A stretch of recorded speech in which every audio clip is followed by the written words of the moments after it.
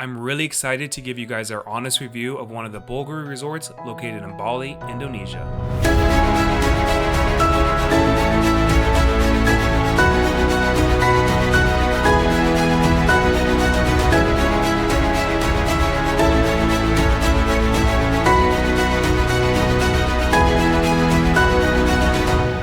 The resort is located about 30 minutes from the airport on the cliff side of Bali. Bulgari is known for their high-end jewelry and luxury items, so hopefully the resort stands up to its name. The resort is perched on a cliff with stunning views of the Indian Ocean with a sophisticated Italian design with Indonesian influence. We're staying in the Ocean Cliff Villa and I have high expectations with a $2,000 to $3,000 per night price tag. Hopefully it doesn't disappoint. Let's go. Make sure to hit that like button and subscribe for more unique and luxury travel. Pulling into the resort, you're greeted by security, which is pretty common in Bali even though it is relatively safe.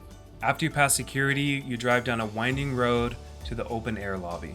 My first impression of the lobby was, I was expecting something a little bit more dramatic, but the hotel staff greeted us, they were very nice, and I guess I have to keep my mind open.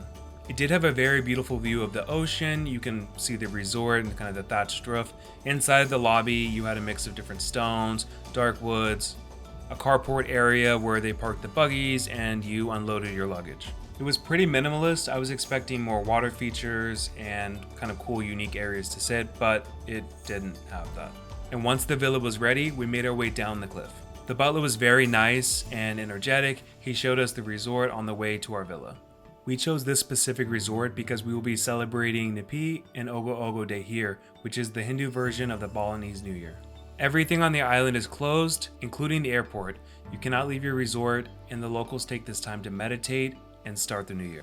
Before the 24-hour period of silence, everybody on the island celebrates Ogo Ogo Day, which is a really cool parade that happens in each of the villages. During our time traveling through Bali, you see a lot of the younger generation preparing these creatures that they will parade through each of the villages. They're all kind of creepy, but it's a cool experience and we're happy to be here to celebrate it.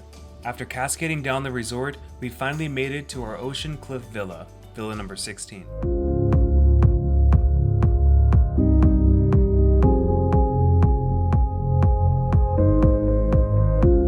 There are 8 cliff villas at the Bulgari Resort and they have completely unobstructed ocean views. Right when you walk in, it's like, wow. You have an open air plunge pool with a private patio and outdoor living and dining room. You really are on a cliff and the pool has a really unique water feature. The villa includes 2 spaces, one for the bedroom and the other for the bathroom. It has an enormous tub and 2 showers, one that's indoor and one that's outdoor. Based on some of the other outdoor showers here in Bali, this one's a little lackluster. I think they could have really incorporated nature more into it, but it's still very nice. And one of my favorite things about traveling is the amenities. They do offer a wide selection of Bulgari branded amenities. And with the villa, you do get 24-hour butler service. We had 2 different butlers throughout our stay and they were both top-notch. They were very helpful. They do offer you 1 million Indonesian rupiah to use for purchases at the Bulgari store, but you had to spend like 10 million rupiah and you couldn't use it on things like cologne, so I didn't even bother using it. And now that we were completely settled in, it was time to make our way to lunch. There's a really unique restaurant that only serves lunch at the beach, but in order to get there, it was a little bit of a journey. A fun journey, but a journey. You make your way down long stairs until you reach the funicular. I've never been on one, but it was a really cool cable car system that connects the cliff resort to the private beach and lunch restaurant. We're having lunch at Las Biaga, which has breathtaking views of the ocean. It's kind of suspended above the ocean in like a kind of treehouse feel. It's only accessible for hotel guests. So luckily by the time we got down there and got seated, we were one of the only people there, and then they ended up leaving, so we had the entire treehouse restaurant to ourselves. And since we're staying at the Bulgari Hotel, I had the Bulgari cocktail. The food was delicious. We had truffle fries, bruschetta, and these incredible Wagyu skewers. And after lunch, we traveled back up to the main resort to explore the grounds. And now that the sun has set, it's time to make our way to our tasting dinner at Il Ristorante by Luca Fontin.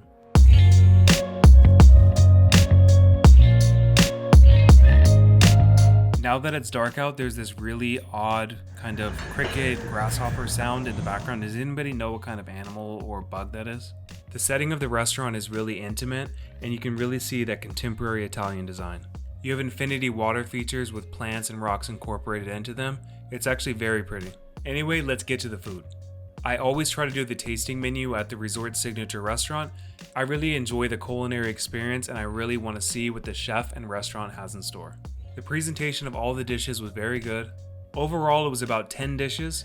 We had the seared scallops, lobster and a variation of zucchini crustacean sauce, spaghetti with cured mullet roe and smoked butter, ravioli filled with mozzarella cheese, cuttlefish and squid, seasonal fish guisado, potato and caviar, and charcoal grilled beef with eggplant filled with the olives and capers. Overall, the tasting menu was good. Was it amazing? No. It was actually very expensive compared to similar tastings that we've had here in Bali. Would I recommend it? Probably not. I think you're better just going to the restaurant and ordering from their a la carte menu. If I could go back and change it, I would just order an entree and an appetizer and save about $600. It's another beautiful day in Bali and we decided that we're going to have breakfast in the room. So we ordered from the in-room breakfast dining menu. We ordered 2 separate breakfasts. Honestly, I was shocked by the amount of food they gave us. It was all very good, but when I tell you it was excessive, it was a lot of food. I ordered the Chinese breakfast and Brad ordered the American breakfast. Both of them were very delicious and the view was even better. The main pool for the resort is definitely one of the best pools I've ever seen. It's an infinity pool right on the edge, but it's massive and it has this really organic feel to it. And we're really excited because today is Ogo Ogo Day. And as an added touch, the butler brought us these cosmetic bags and luggage tags. The resort overall is very contemporary with like a mix of Indonesian and Italian design. There are some areas that are a little more kind of rustic, like the spa. Unfortunately, we didn't have time during our stay to book a spa treatment. And when we originally arrived at the hotel, they asked us if we wanted to go to the Ogo Ogo Parade and Festival. Obviously, we said yes. So they arranged private transportation from the resort to the center of the village where the parade and festival would happen.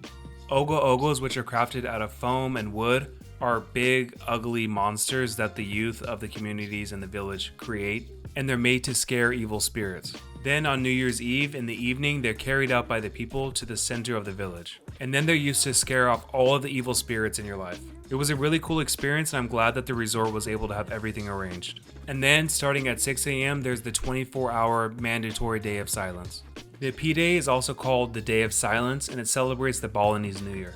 So people are expected to focus on self-reflection and there's no work, no entertainment, and everything is closed. Even tourists are expected to respect the local traditions on Silent Day. You are free to do whatever you want in the hotel and the resort grounds, but you can't leave the resort and even the airport is closed, so you can't even leave the country. But we wanted to take this day to kind of do our own self-reflection, relaxing, so luckily we have the private pool in our villa. We decided to have lunch at the resort's Sangkar restaurant, which served traditional Indonesian food. And after a day of relaxation and self-reflection, we had a few drinks at the Bulgari bar and watched the sunset. And with that, here's our honest review of Bulgari Resort Bali. So let's start with the lobby and the entry. The drive-in was nice. The lobby, I was not impressed. It was a little boring, but it did have a pretty decent view of the ocean. So we're gonna give it a 6. And for the resort overall, we're giving it a 7.5. It was pretty pricey compared to relatively similar resorts in Bali and in the area. It was cool that it was on a cliff, but it wasn't, to me, spectacular by any means. For service and staff, we're going to give them an 8.5. For a luxury resort, the food was good, so we're going to give it a 7.5. For the tasting dinner, the ambiance and the location was very nice. The food was satisfactory, and the price was, I thought, very, very overpriced. So we're going to give it a 6.5. And for the room and accommodations, we're going to give it a 7.5. It was really cool that it was perched on a cliff. The bathroom to me was a little dated and it kind of had like a little bit of a musty smell in the overall room, but the pool was nice, so yeah, a solid 7.5. Thank you guys so much for taking the time to watch this video. If you guys are into unique and luxury travel, make sure to subscribe to our channel and give this video a like.